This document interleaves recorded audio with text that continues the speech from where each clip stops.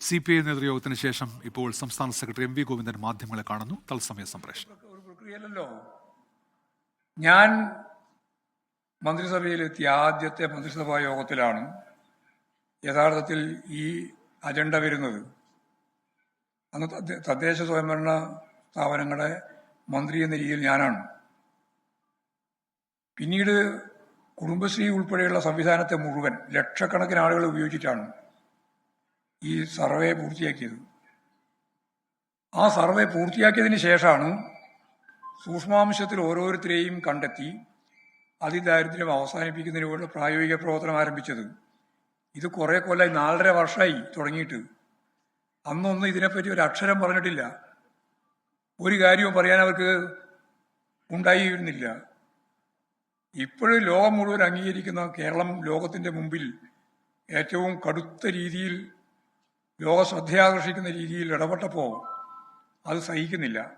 ആ സഹിക്കാത്ത പശ്ചാത്തലത്തിലാണ് യഥാർത്ഥത്തിൽ ഇപ്പോഴും VD സതീശൻ ഉൾപ്പെടെയുള്ള ആളുകൾ വമ്പൻ തട്ടിപ്പാണ് എന്ന് പറഞ്ഞു നടന്നുകൊണ്ടിരിക്കുന്നത്.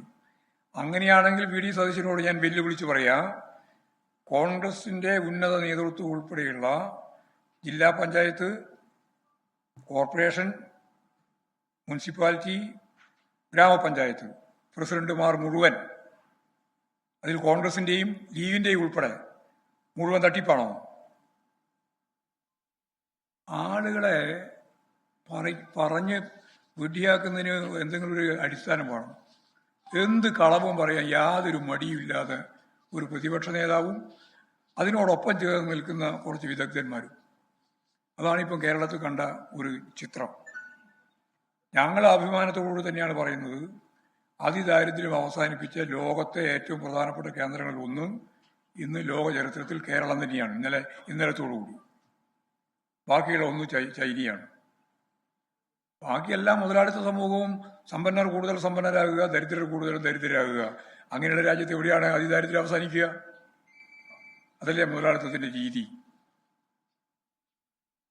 അല്ലെങ്കിൽ പറയട്ടെ, ഞാൻ കുറേ പ്രാവശ്യമായി പറയാൻ തുടങ്ങിയിട്ട് ഒരൊറ്റ ഒരു പത്രക്കാരൻ ഒരു ചോദ്യം അതിന് മറുപടിയായി ചോദിച്ചിട്ടില്ല. ഞാൻ പറഞ്ഞല്ലോ എല്ലാ സ്ഥലത്തും. ഇവിടെയും പറയാം ഞാൻ, മുതലാളിത്ത പ്രതിസന്ധി എന്ന് പറയുന്നത് സമ്പന്നർ കൂടുതൽ സമ്പന്നരാകുക, ദരിദ്രർ കൂടുതൽ ദരിദ്രരാകുക. അങ്ങനെ കൂടുതൽ ദരിദ്രരായിക്കൊണ്ടിരിക്കുന്ന ഒരു മുതലാളിത്ത സമൂഹത്തിൽ എവിടെയെങ്കിലും അതിദാരിദ്ര്യം അവസാനിക്കുമോ? കൂടിക്കൂരുവല്ലേ ചെയ്യുക. അപ്പോൾ ഒരു ബദലാണ്. ആ ബദലാണ് കേരളം. വെറുതെ ഒരു കേരളം എന്ന് പറഞ്ഞാൽ പോരാ.